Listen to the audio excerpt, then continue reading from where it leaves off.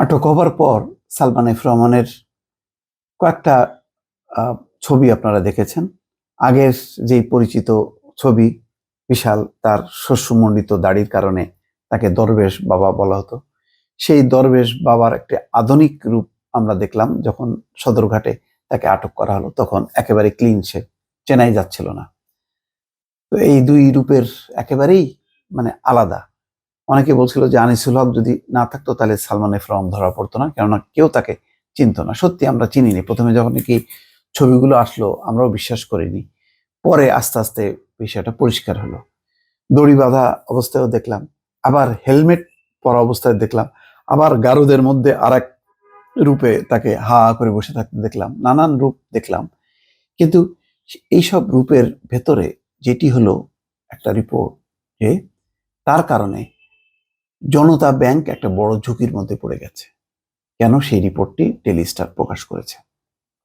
এখানে বলা হচ্ছে জুন শেষে জনতা ব্যাংক থেকে বেক্সিমকো গ্রুপের নেওয়া মোট ঋণের পরিমাণ দাঁড়িয়েছে 25,000 কোটি টাকা, যা ব্যাংকটির পরিশোধিত মূলধনের প্রায় 950%।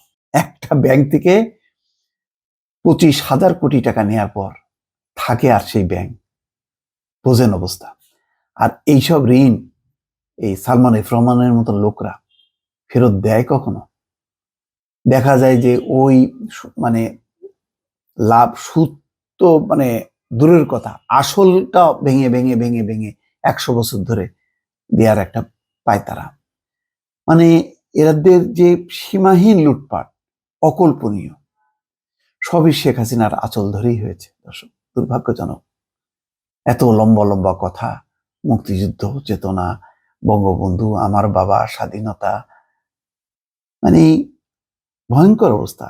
এই রিপোর্টটি যথেষ্ট যে একজন গ্রাহক বা কোনো ব্যবসায়ী গ্রুপকে ঋণ দিতে এক্সপোজার সীমা নিয়ে একটি বিধান আছে কেন্দ্রীয় ব্যাংকের।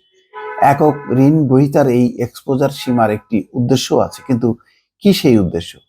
এই প্রশ্নের উত্তর হলো কোনো ব্যাংকের ভবিষ্যৎ যেন ঝুঁকিতে না পড়ে সেই বিষয়টি নিশ্চিত করা। অর্থাৎ একটা ব্যাংক কি পরিমাণ ঋণ দিতে পারবে তার একটা সীমা আছে, যাতে এই সীমা লঙ্ঘন না করলে ঝুঁকিতে পড়বে। কিন্তু একটা নথিতে দেখা গেছে সাবেক প্রধানমন্ত্রী শেখ হাসিনার উপদেষ্টা সালমান এফ রহমানের নেতৃত্বাধীন দেশের বৃহত্তম শিল্প গোষ্ঠী বেক্সিমকো গ্রুপের ক্ষেত্রে রাষ্ট্রায়ত্ত জনতা ব্যাংক এই নিয়ম প্রয়োগ করেনি। ফলে রাষ্ট্রায়ত্ত জনতা ব্যাংকের আর্থিক অবস্থা অনিশ্চয়তার মধ্যে পড়েছে।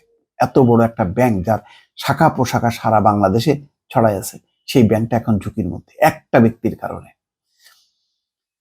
রাষ্ট্রায়ত্ত ব্যাংকটির বিতরণ করা ঋণের প্রায় 49% মন্দ ঋণে পরিণত হয়েছে।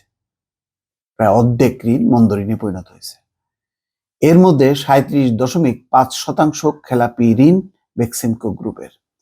প্রভাবশালী এই ব্যবসায়ী গ্রুপের vice chairman Salman F Rahman গতকাল 10 দিনের রিমান্ডের আদেশ দিয়েছে আদালত। এর আগে গত পরশু তাকে গ্রেপ্তার করে। জুন শেষে জনতা ব্যাংক থেকে বেক্সিমকো গ্রুপের মোট ঋণের পরিমাণ দাঁড়িয়েছে 25,000 কোটি টাকা, যা ব্যাংকটির পরিশোধিত মূলধনের প্রায় 950%। বিধি অনুযায়ী একজন বা একক গ্রহীতাকে ব্যাংকগুলো তাদের পরিশোধিত মূলধনের 25% বেশি ঋণ দিতে পারে না। সেখানে জুন শেষে জনতা ব্যাংকের পরিশোধিত মূলধন দাঁড়িয়েছে 2,314 কোটি টাকা। অথচ নথিতে দেখা যায় যে জনতা থেকে নেওয়া বেক্সিমকো ঋণের 72%ই খেলাপিতে পরিণত হয়েছে। আরো জানা গেছে জনতার বিতরণ করা 98,000 কোটি টাকা ঋণের 25.51% বেক্সিমকোর মালিকানাধীন 30টি প্রতিষ্ঠানকে দেওয়া হয়েছে।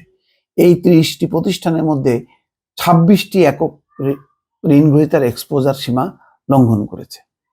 ব্যাংকের সাবেক ও বর্তমানে একাধিক কর্মকর্তাকে বলেছে ডেইলি স্টারকে, 2018 সাল থেকে ঢাকা 1 আসনের এমপি হিসেবে দায়িত্ব পালন করা সালমান এফ রহমান ব্যাংকের বিধিবিধানকে পাশ কাটিয়ে জনতা বোর্ড ও কেন্দ্রীয় ব্যাংকের ঊর্ধ্বতন কর্মকর্তাদের সহায়তায় বিপুল পরিমাণ ঋণ নিয়েছেন।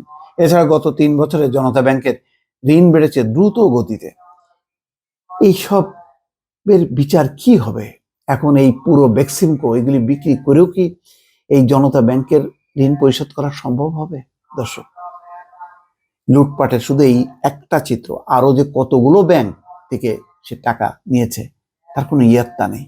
এদের মানে মানে কি বলবো, মানে এরা হয়তো মানুষ খুন করেনি সরাসরি, কিন্তু এরা পুরো অর্থনীতিকে রেপ করে ছাড়ছে, পুরো অর্থনীতিকে খুন হয়েছে এই কয়েকটা মানুষের জন্য। এইসব তথ্য আস্তে আস্তে বের হচ্ছে এখন। দর্শক ভালো থাকবেন, আল্লাহ হাফেজ।